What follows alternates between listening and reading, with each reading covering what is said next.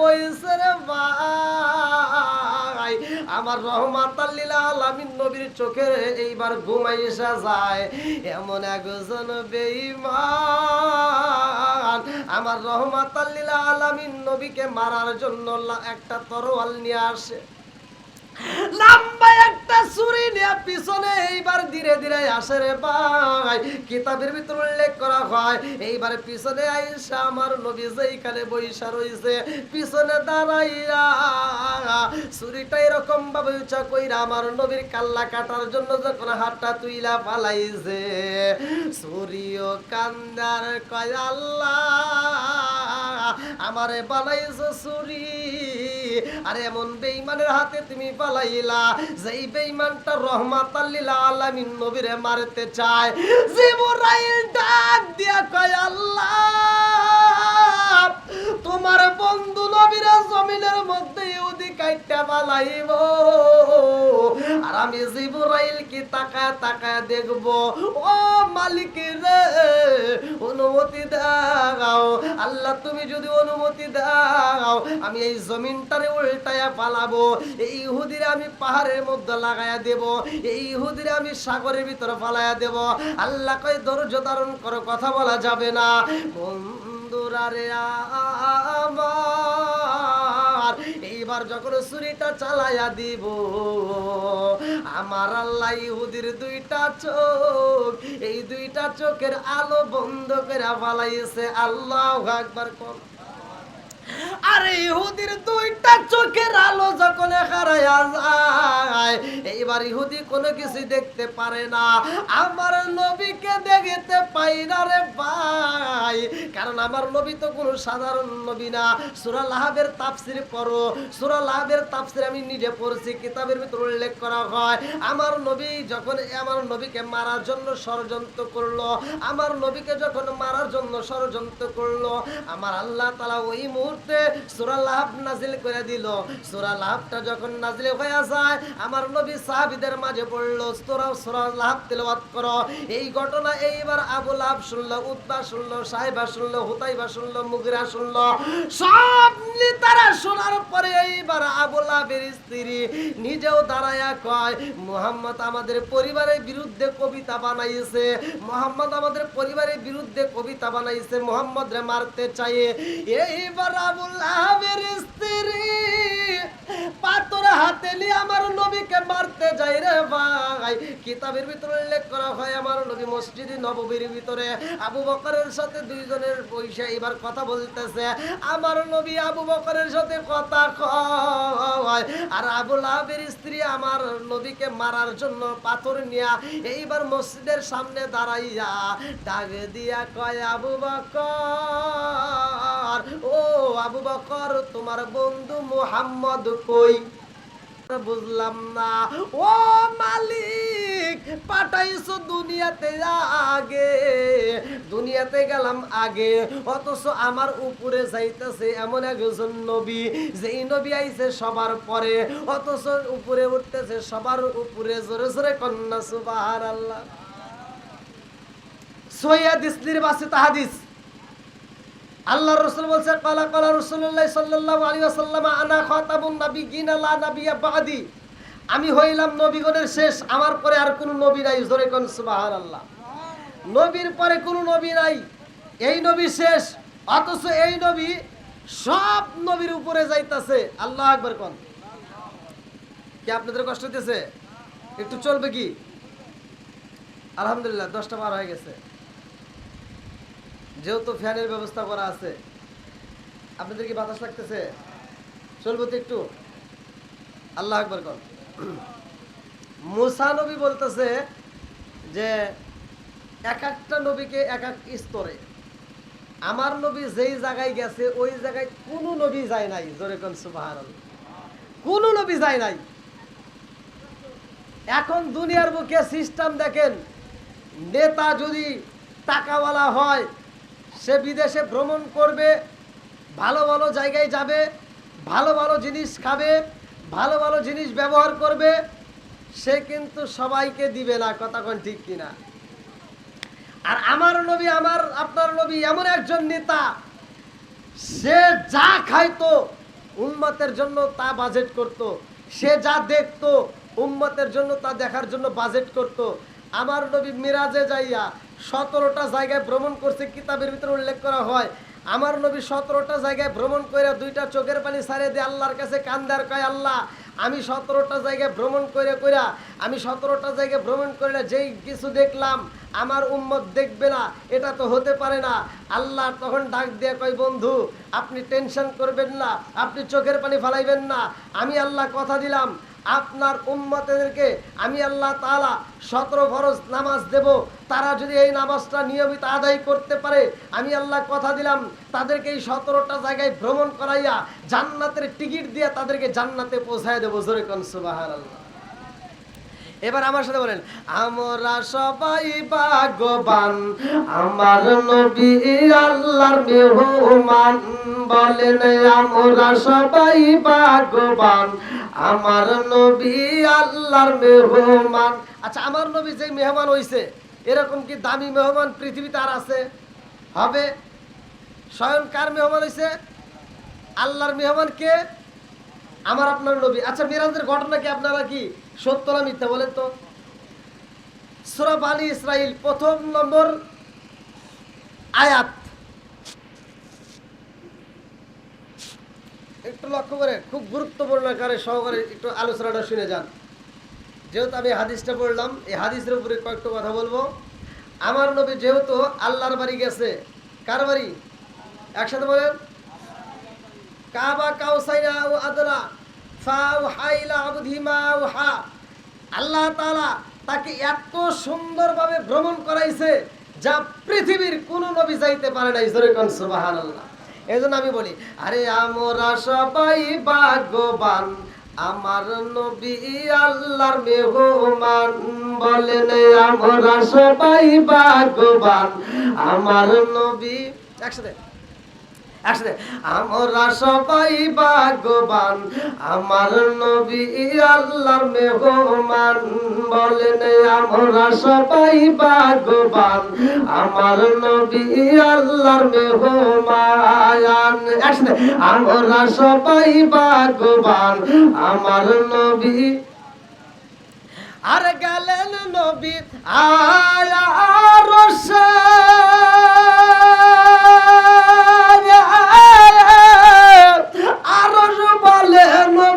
প্রকাশে। আর গেলেন নবী আয়া রসে, আরশ বলে নবীর প্রকাশে। জুতা মুবারকের দুলি, জুতা মুবারকের দুলি আমার বুকে রাইখা যান, আমার নবী আল্লাহর মেহমান। বলেন আমরা সবাই ভাগ্যবান, আমার নবী। আরে আল্লাহ বলে, বন্ধু আমার,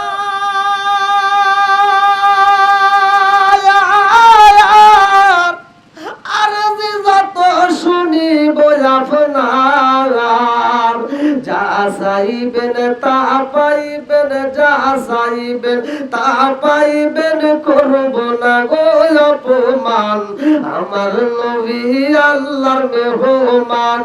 বলেন আমরা সবাই ভাগ্যবান, আমার নবী আল্লাহর মেহমান। চিৎকার মেরে কন্যায় আল্লাহু আকবার। আমার নবীর জুতা মুবারকের দুলি মুবারকটা এত দামি রে ভাই, কিতাবের ভিতর উল্লেখ করা হয় কোন একটা ইহুদি আমার নবীকে মারার জন্য মদিনার বুকে রওনা দেয়। আমার রহমাতাল লিল আলামিন নবী এমন একটা গাছের গোড়ায় বইছে রে ভাই, আমার নবীর চক্ষু মুবারকে আমার আল্লাহ অটোমেটিক ঘুম দিয়া দেয়। আমার নবী গাছের গোড়ায় বইসা রইছে। ভালো করে শুনে নাও, আমরা যখন রাস্তাঘাটে কাজকর্ম করি, ক্ষেতকলায় কাজকর্ম করে পেরেশানি হয়ে যাই, এই গরমের মধ্যে আমরা গাছতলে একটু রেস্ট করার জন্য আমরা বইসা যাই। আমার নবী যেই গাছের নিচে বইছে রে ভাই, ভাই, আমার রহমাতাল লিল আলামিন নবীর চোখে এইবার ঘুমাইসা যায়। এমন একজন বেঈমান আমার রহমাতাল লিল আলামিন নবীকে মারার জন্য একটা তরোয়াল নিয়ে আসে, লম্বা একটা ছুরি নিয়ে পিছনে এইবার ধীরে ধীরে আসে রে ভাই।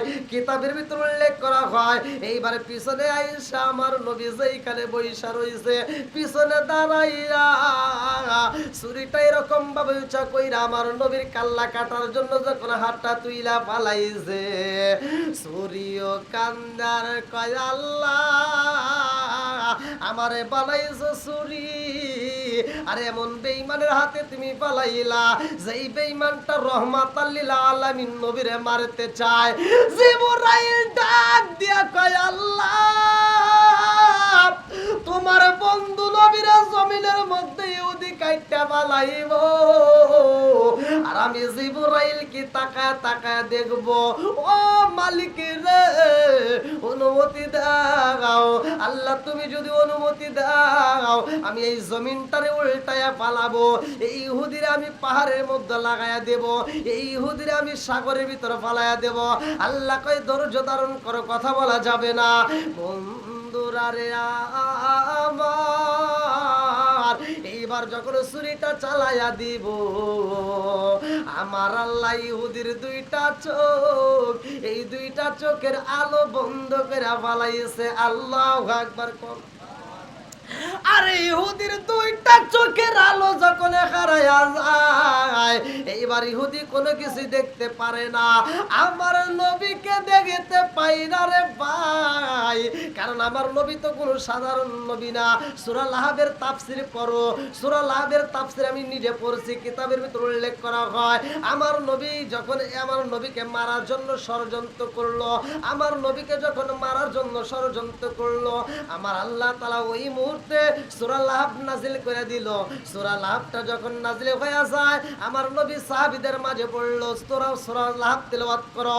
এই ঘটনা এইবার আবু লাহাব শুনলো, উতবা শুনলো, সাইবা শুনলো, হুতাইবা শুনলো, মুগিরা শুনলো, সব তারা শোনার পরে এইবার আবু লাহাবের স্ত্রী নিজেও দাঁড়ায়া কয় মুহাম্মদ আমাদের পরিবারের বিরুদ্ধে কবিতা বানাইছে, মুহাম্মদ আমাদের পরিবারের বিরুদ্ধে কবিতা বানাইছে, মুহাম্মদ রে মারতে চায়।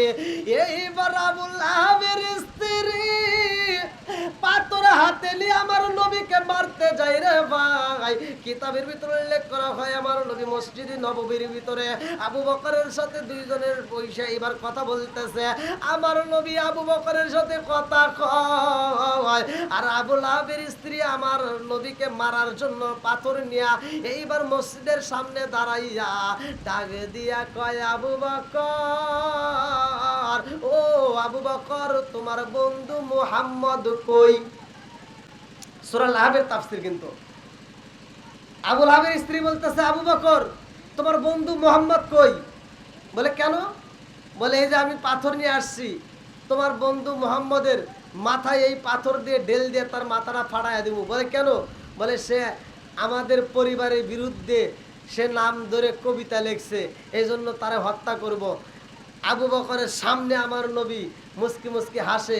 আবু বকর চিন্তা করে কারণ কি, আবু লাহাবের স্ত্রী আমার নবীরে দেখতে পারে না, আমার নবী তো সামনে বসা, নবীরে না দেখে আমারে দেখে, এর কারণ কি? আমার নবীর দিকে তাকায় আবু বকর দুইটা চোখের পানি ছাড়িয়ে দিয়ে কান্দে আর কই ইয়া রাসূলুল্লাহ ইয়া হাবিবাল্লাহ আপনাকে মারতে আইছে, আপনাকে দেখে না অথচ আমারে দেখে, আমারে জিগাইতেছে নবী কই, এর কারণটা কি? তখন আমার নবী বলে আবু বকর আমার আল্লাহ তাআলা আমাকে সৃষ্টি করছে তোমাদের মতো সাধারণ কোনো মানুষ নয়, কারণ আমাকে শত্রুপক্ষ যখন মারতে আসছে আল্লাহ তাআলা তাদের চোখে একটা পর্দা সেট করে দিয়েছে। জোরে কোন সুবহানাল্লাহ। বন্ধুরা রে আমার এইবার ইহুদি যখন ছুরিটা চালায়া দিব রে ভাই আমার আল্লাহ তার চোখের জ্যোতিটা কাইরা নিছে রে বন্ধু, আর চোখে দেখে না, ডাইনেও যাইতে পারে না, বামেও যাইতে পারে না, সামনেও যাইতে পারে না, পিছনেও যাইতে পারে না, দুইটা চোখের পালি সাইরা দিয়া কান্দে রে কান্দারে কয় জগৎ বাসিরা আমার দুইটা চোখের জ্যোতি হারাইলাম, এখন আমি কোথায় যাব? যাওয়ার মতো কোনো জায়গা নাই। আল্লাহু আকবার কর। আমার এমন কোনো বান্ধব নাই যার কাছে যাওয়ার প্রাণ জোড়াই। আমার এমন কোনো বান্ধব নাই যার কাছে যাওয়ার প্রাণ জোড়াই। কিতাবের ভিতর উল্লেখ করা হয় ইহুদির দুইটা চোখ যখন নষ্ট হয়ে যায়, এই খবরটা তার বাড়িতে তার একটা মেয়ে ছিল, এই মেয়েটার কানে যখন চইলা যায়, এই পাগলনি মেয়েটাই আওলা কাছে পাগলে বেশে বাবার প্রেমে পাগল হইয়া গো দৌড়াইয়া আসে। এইবার বাবার সামনে দাঁড়াইয়া দেখে বাবার দুইটা চোখ নষ্ট হয়ে গেছে, বাবার হাতে একটা লম্বা ছুরি দেখা যায়। এই মেয়েটা বাবার গলা জড়া দইরা দুইটা চোখের পানি ছাইরা দিয়ে কান্দে আর কয় আব্বা, আব্বা গো ও বাবা, বাড়ি থেকে বের হইলা তুমি তো ছিলা ভালো, ও বাবা তোমার চোখটা ছিল ভালো, এই মুহূর্তে তোমার দুইটা চোখ নষ্ট হইল, কারণটা কি? বাপটা কান্দে আর কয় মা গো, চোখ নষ্ট হইলেও সমস্যা নাই, কিন্তু আমার সবচাইতে বড় কষ্ট হইল জাননি। বলে ও বাবা তোমার সবচাইতে বড় কষ্ট কোনটা? বাপটা চোখের পানি ছাইরা দিয়া কান্দে আর কয় মা রে, চোখ যদি নষ্ট হয়, অন্ধ মানুষ দুনিয়ার বুকে বাইচা রয়, তারা চলতে পারে, থাকতে পারে, খাইতে পারে। ও মা, আমি তো সাধারণ কোন অন্ধ না রে মা, আমার চোখটা নষ্ট হয়ে গেছে। ও মা, চোখ যদি নষ্ট হয় তাতে কোনো দুঃখ নাই, কিন্তু আমার দুইটা চোখের ভিতরে এত জ্বালা যন্ত্রণা করে রে মা, এই জ্বালা যন্ত্রণা সহ্য করতে পারি না। এইবার মেয়েটা বাবার গলা ধইরা বাড়িতে নিয়ে যাইয়া, এই মেয়েটা কত কবিরাজ দেখায়, ডাক্তার দেখায়, কাম হয় না, কারণ এই চোখে আর কোন ডাক্তারি ওষুধে কাজ হইব না, কবিরাজের ওষুধে কাজ হইব না, এই চোখের মধ্যে আমার আল্লাহ তাআলা দিয়ে দিছে গজব। এইবার মেয়েটা কান্দে আর কয় আব্বা তোমার কান্না দেখলে আমি সইতে পারি না। এইবার জিন যত যায়, এইবার তত জ্বালা যন্ত্রণা বাইরা যায়, সারাটা রাতের ভিতরে একটা মিনিট ঘুমাইতে পারে না, চোখের যন্ত্রণায় ছটফট করে কান্দে রে। বাপটা যখন ছটফট করে কান্দে, এইবার মেয়েটা বাপরে কত চিকিৎসা দেয়, কত আলোচনা কইরা, মানুষের কাছে পরামর্শ কইরা, কত ওষুধ আইনা দেয়, কাজ হয় না, কত কবিরাজ দেখায়, কাজ হয় না। এলাকার মানুষেরা কয় মা গো মা, তোমার বাবার চক্ষু দুইটা নষ্ট হয়ে গেছে, তাতে কোনো দুঃখ নাই, তোমার বাবার যদি কোনো সমস্যা হয় আমরা দেখব, কিন্তু তোমার বাবা সারাটা রাতে এত চিল্লা চিল্লি করে গো, আমরা তো ঘুমাইতে পারি না। একটা মানুষের কারণে পুরা গ্রামের মানুষ কষ্ট করবে, এটা হতে পারে না। তোমার বাপরে তাড়াতাড়ি এই গ্রাম থেকে বের কইরা দাও, তোমার বাপরে রাখলে আমরা তো থাকতে পারবো না, এই গ্রামের মানুষ তোমার বাবারে এই গ্রামে থাকতে দিবে না। এই মেয়েটা কান্দে আর কয় আব্বা, এলাকার মানুষ বড় নিষ্ঠুর রে বাবা, এলাকার মানুষ তোমারে থাকতে দিবে না। বাপটা কান্দে আর কয় মা গো, এই মুহূর্তে আমরা তাইলে কি করব? সব গ্রামের লোকজন বইলা দেয়, তোমরা মা বেটা, তোমরা মা, তোমার মেয়ে এবং বাবা, তোমরা মা বেটা দুইজন মিলে চইলা যাও, এলাকার ভিতর থাকতে পারবা না, তোমরা বনের ভিতর যা বসবাস করবা। এইবার মেয়েটা বাবারে নিয়ে রওনা দিছে গো জঙ্গলের ভিতরে যাইয়া রে ভাই। এই মেয়েটা বাবার মাথায় পানি দেয় আর দুইটা চোখের পানি সাইরা দিয়া কান্দে আর কয় আব্বা গো ও বাবা, আমি জানতে চাই রে বাবা, তোমার দুইটা চক্ষু একসাথে কেমনে নষ্ট হইল? বাপটা দুইটা চোখের পানি সাইরা দিয়া কান্দার কয় মা জানো শুনি কেমনে নষ্ট হয়েছে মা ভালো করে শুই না নে আমি যখন ছুরি নিয়া মুহাম্মাদের কাল্লা কাটার জন্য যাই রে মা মুহাম্মদ যেই গাছের নিচে বইসা ছিল রে মা আমি পিছন দিক থেকে যাইয়া ছুরি চালাবো এমন সময় আমার দুইটা চক্ষু নষ্ট হয়ে যায় এই মেয়েটা গলা কাটা মুরগির মতো ছটফট করে কান্দে আর কয় আব্বা গো ও বাবা তুমি এমন মানুষের সাথে তুমি বেঈমানি করছো রে বাবা তিনি তো কোনো সাধারণ মানুষ না তিনি হইল রহমাতাল লিল আলামিন নবী ও বাবা রহমাতাল লিল আলামিন নবীর সাথে বেয়াদবি করছো এই জন্য আমার আল্লাহ তোমার দুইটা চক্ষু নষ্ট করে দিয়েছে আব্বা গো বাবা তোমার চোখে আমার আল্লাহ গজব দিয়া দিছে এই জন্য দুনিয়ার কোন ডাক্তার কবিরাজ দেখাইলে কাম হইব না আব্বা গো রহমাতাল লিল আলামিন নবী যদি মাফ না কইরা দেয় রে বাবা তোমার এই চক্ষু জীবনেও ভালো হইব না এই মেয়েটা গোপনে আমার নবীরে ভালোবাসে রে ভাই এই মেয়েটা গোপনে আমার নবীর কালেমা পয়রা পালাইছে এই মেয়েটা এবার রওনা দিল নবীর দরবারে যাইয়া দুইটা চোখের পানি সাইরা দিয়া কান্দে আর কয় ইয়া রাসূলুল্লাহ নবী গো ও মায়ার নবীজি দুনিয়ার বুকে আমার মা নাই মা হারাইছি আমার শুধু বাবা ছিল গো নবী ও মায়ার নবী গো আমার বাপটার দুইটা চক্ষু নষ্ট হইছে গো নবী এই মুহূর্তে আপনার কাছে চিকিৎসার জন্য আইছি আমার নবী কই মা গো মা তোমার বাবার দুইটা চক্ষু কেমনে নষ্ট হইল এই মেয়েটা দুইটা চোখের পানি সাইরা দিয়া কান্দে আর কয় ইয়া রাসূলুল্লাহ নবী গো আমার বাপটা অপরাধ কইরা পালাইছে বলে কি এমন অপরাধ করছে এই মেয়েটা কান্দে আর কয় নবী গো আমার বাপটা আপনি নবীর কাল্লা কাটার জন্য আসছিল ও মায়ার নবী গো আপনি যেই গাছের নিচে গোড়ায় বইসা ছিলেন গো নবী আমার বাপটা আপনাকে জবাই করার জন্য ছুরি নিয়ে পিছনে দাঁড়ায়া যায় আপনার গলায় যখন ছুরিটা চালায়া দিব গো নবী ওই মুহূর্তে আমার বাবার দুইটা চক্ষু নষ্ট হয়েছে ইয়া রাসূলুল্লাহ নবী গো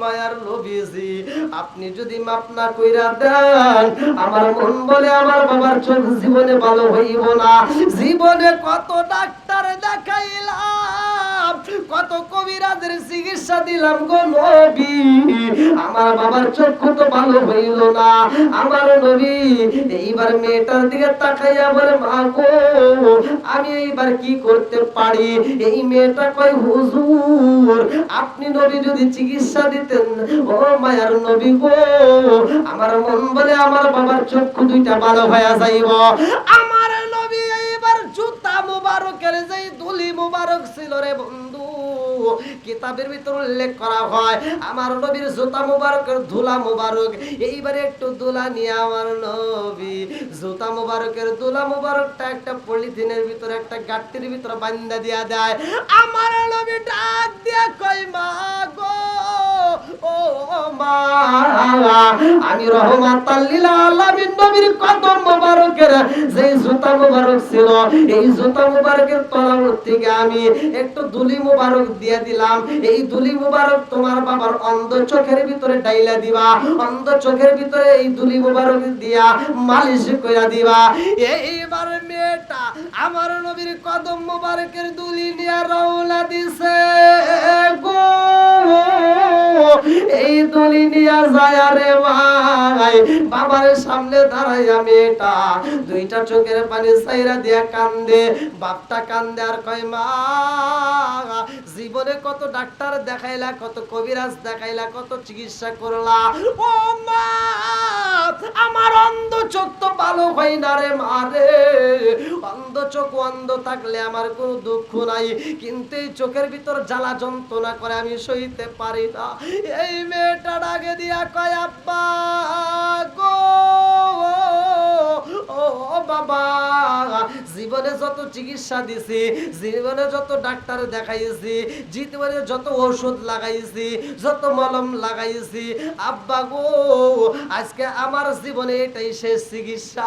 ও বাবা, আজকে এমন মলম নিয়ে আসলাম রে বাবা, আজকে এমন মেডিসিন নিয়ে আসলাম, এই মেডিসিন আমার জীবনের শেষ মেডিসিন, এরপরে আর কোনো মেডিসিন আমি আর আনতে পারবো না।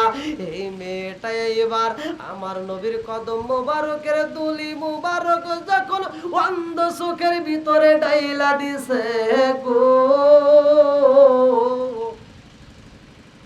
দেখবেন যদি শরীরে গরম লাগে, আমরা ফ্রিজ থেকে ঠান্ডা বের করে খাইলে যে মজা লাগে,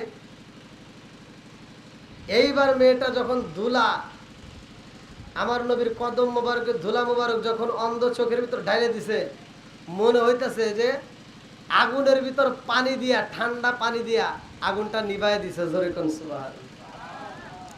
বাপটা ডাক দিয়ে কইতেছে, মা জীবনে কত মলম দিলা, কত ওষুধ দিলা, কোনোদিন তো এত শান্তি পাই নাই, আজকে কি এমন মেডিসিন দিলা, আমার চোখের ভিতর দেওয়া মাত্র আমার চোখটা ঠান্ডা হয়ে গেছে। জোরে কোন সুবহানাল্লাহ। মেয়েটা ডাক দিয়ে কয়, আব্বা এটাই জীবনের শেষ চিকিৎসা, আর কোনো চিকিৎসা নাই। বাপটা ডাক দিয়ে কয়, মা তুমি কি এমন ওষুধ দিলা? বলে, আব্বা এইবার তোমার চোখটা খুলে দাও। এইবার চোখটা খুলে দিছে। বলে, মা কি এমন মেডিসিন দিলি রে মা, আমি তো সব ক্লিয়ার ভাবে দেখি, আমার চোখটা আগের চাইতে পাওয়ার বেশি। শুধু তাই না, ও মা কি এমন মেডিসিন দিলা, আমার চোখের ভিতর এক কিঞ্চিত পরিমাণ কোনো জ্বালা যন্ত্রণা নাই। জোরে কোন সুবহানাল্লাহ। মেয়েটা চিন্তা করতেছে, প্রত্যেকটা মেয়েরাই কিন্তু বাপরে ভালোবাসে, কথা কোন ঠিক কিনা? প্রত্যেকটা মেয়েরাই দেখবেন বাপরে বেশি ভালোবাসে। আপনারা আমার কথাগুলো নোট করে রাখেন, আমি কিছু কথা বলি যে কথাগুলো প্রমাণ থাকে, আমি প্রমাণ নিয়ে কথা বলি। সেটা হলো, দেখবেন সমাজের ভিতর বর্তমানে আমরা ছোটবেলায় দেখছি, মুরব্বীদেরকে জেগে দেখেন, আমরা ছোটবেলায় দেখছি বাপ মা যদি মরে গেছে, সন্তানেরা কানতে কানতে পাগল হয়ে গেছে, কবরস্থানে যায় মাটি দিতে পারে নাই, হাউমাউ করে গড়াগড়ি করছে। আর বর্তমান বাপ মা মরে গেলে সন্তান আর কান্দে না, কথা কোন ঠিক কিনা? ফেসবুকে এইবার স্ট্যাটাস দেয়, আমার আব্বা মরে গেছে, আপনারা দোয়া কইরেন। আছে না নাই? নাকি বানা কইতেছি? এখনকার পোলাপান আর কান্দে না, আবার বাপটা মরে গেছে, জানাজার মাঠে জানাজা কইরা মাটি দিয়া ও বাড়িতে না যায়, চাষটালে বসে চা খায় আর গল্প করে। আছে না নাই? বর্তমান সময় আপনারা দেখেন, যাচাই করে দেখেন, 5টা সন্তান থাকলে বাপ যদি মইরা যায়, এই 5টা সন্তান কান্দে না, কিন্তু 1টা 2টা মেয়ে যদি থাকে, এই মেয়েগুলো পাগল পারা হয়ে যায়, বাবার জন্য কান্দে। কথা কোন ঠিক কিনা? আপনারা প্রমাণ করে দেখেন। তে ভাই, দুনিয়াটা বড় নিষ্ঠুর। এই দুনিয়ার মানুষ, আমার আপনার ভিতরে একটা পাখি আছে, রুহু আছে, এই জন্য দুনিয়ার মানুষ দাম দেয়। এই রুহুটা যখন বের হয়ে যাবে, দুনিয়ার মানুষ কোনো দাম দিবে না, কোনো মূল্যই দিবে না। তে ভাই, আমি আপনাদেরকে পায়ে হাত দিয়ে বলি, এই দুনিয়াটা থাকার মতো জায়গা না। এই দুনিয়ার থেকে আমার আপনার সবার বিদায় হতে হবে। এলাকার মধ্যে আজকে এত সুন্দর একটা আয়োজন, হয়তো আপনারা আমারে পাইছেন আনসিজন দেখে, তাও অনেক আগে, কিন্তু এই মাহফিলটা আমার কাছ থেকে বুক করে রাখছে। আমি বুঝি নাই যে এরকম মানে লোকের পরিস্থিতি। তারপর গরমের অবস্থা খুব খারাপ। গত রাত্রেও আমি স্টেজে ওঠার কিছুক্ষণের ভিতরেই বৃষ্টি শুরু হয়ে গেছে, তুফান শুরু হয়ে গেছে। আসলে আজকে তো মোটামুটি ভালোই পরিবেশ, তো তারপরেও মানুষজনের এই অবস্থা। এজন্য আমি হাদিসের ভিতর যে পড়লাম, হাদিসের ভিতর সহিহ হাদিস, নির্বাচিত হাদিস লেখা হয়েছে, 1000-এ 1 জন যাবে জান্নাতে, আর বাকি 999 জন যাবে জাহান্নামে। এবার আপনি চিন্তা করে দেখেন যে হাজার হাজার মানুষ থাকতে পারে, কিন্তু ধর্মীয় কাজে কিন্তু হাজার হাজার মানুষ নাই। কথা কোন ঠিক কিনা? এই জন্য জান্নাত বড় কঠিন, জান্নাতে যাওয়া কিন্তু সহজ না, খুব কঠিন। তে ভাই, মেয়েটা দেখেন, বাবার চিকিৎসা করছে, রহমাতাল লিল আলামিন নবীর কদম মোবারকের যে ধুলাটা দিছে সাথে সাথে অন্ধ চোখ ভালো হয়ে গেছে। কারণ হলো আমার নবী ছিল রহমতের নবী। জোরে কোন সুবহানাল্লাহ। আল্লাহ বলছে আমা আরসালনাকা ইল্লা রাহমাতাল লিল আলামিন। আমার নবী হইল রহমতের নবী। আমার নবী তো গজবের নবী না, আমার নবী ছিল রহমতের নবী। যার কারণে দেখেন তার কদম মোবারকের ধুলা দিয়ে অন্ধ চোখ ভালো হয়ে গেছে। মেয়েটার মনের ভিতর কল্পনা জল্পনা শুরু হয়ে গেছে যে নবীর কদম মোবারকের ধুলা দিয়া জ্বালা যন্ত্রণা ভালো হয়েছে, অন্ধ চোখ ভালো হয়ে গেছে। এই কথা যদি আমার বাপরে বলি, আমার মনের বিশ্বাস আমার বাপটা ভুল বুঝবে। এই ভুল বোঝার থেকে বিরত হয়া আমার বাপটা নবীকে এত ভালোবাসবে যে আমি যেমন কালেমা পড়ছি আমার বাপটাও কালেমা পড়বে। এই কল্পনা জল্পনা নিয়ে মেয়েটা বলতেছে আব্বা তোমার যে চিকিৎসা দিলাম এটা হলো রহমাতাল লিল আলামিন নবীর কদম মোবারকের ধুলি মোবারক। জোরে কোন সুবহানাল্লাহ। এবার বাপ বলতেছে মা আমি যে মোহাম্মদরে মারতে গেছিলাম, আব্দুল্লাহর পোলা মোহাম্মদ, তার কদমের ধুলি মোবারক? বলে হ্যাঁ বাবা, তার কদমের ধুলি মোবারক। এইবার মেয়েটার বাবা লাভ দিয়ে উঠে দৌড়ে গেছে খেজুর গাছের যায়া ডাল ধরে, খেজুর গাছের কাটা, খেজুর গাছের ডাল ভাঙ্গে খেজুর গাছের দুটা কাটা, এই হাতে তিনটা এই হাতে তিনটা, এই কাটাগুলো নিয়ে বলতেছে মা আমার চোখ অন্ধ ছিল, অন্ধই থাক, তবুও মোহাম্মদের কদমের ধুলা নিয়া আমি ভালো করতে চাই না, কারণ সে আমার শত্রু। আমি তার কদমের ধুলি নিয়া আমার ভালো চোখ দেখতে চাই না। এই কয়েক খেজুর গাছের কাটা নিয়া দুই হাত দিয়ে খেজুর গাছের কাটাগুলো চোখের ভিতরে লাগাইতেছে, কিন্তু চোখের ভিতরে লাগানোর পরেও চোখ নষ্ট হয় না। জোরে কোন সুবহানাল্লাহ। এই মেয়েটা দৃশ্যটা দেখা এবার কল্পনা করে না জানি আমার বাপটা আবার তরোয়াল নিয়ে আমার নবীকে বুঝি মারার জন্য যাবে। এই কল্পনা নিয়ে মেয়েটা আবার দৌড়ায় গেছে, যা বলতেছি ইয়া রাসূলুল্লাহ ইয়া হাবিবাল্লাহ আপনি নবীর কদমের ধুলা মুবারকটা দেওয়ার পরে আমার বাবার চক্ষুটা ভালো হয়েছে, কিন্তু আমার বাবার এই চোখের ভিতরে আবার খেজুর গাছের কাঁটা লাগাচ্ছে, কিন্তু চোখ নষ্ট হচ্ছে না। আমার নবী কয় খেজুর গাছের কাঁটা কেন, লোহা দিয়ে যদি ওই চোখের ভিতরে আঘাত করে তারপরেও নষ্ট হবে না।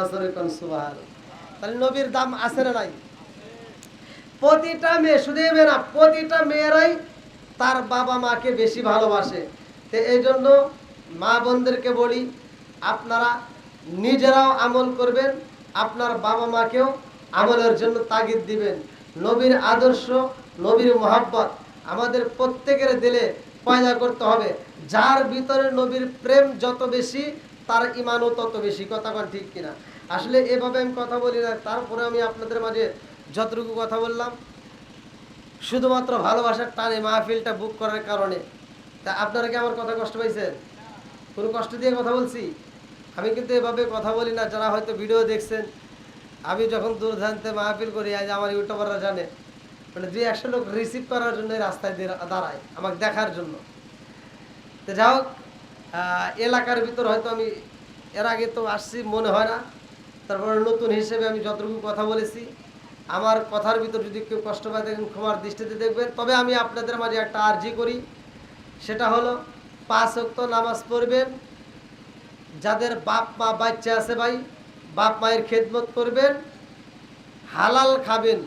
আমি বলে দিলাম এই 3টা কাজ যদি কোনো ব্যক্তি করতে পারেন, খোদার কসম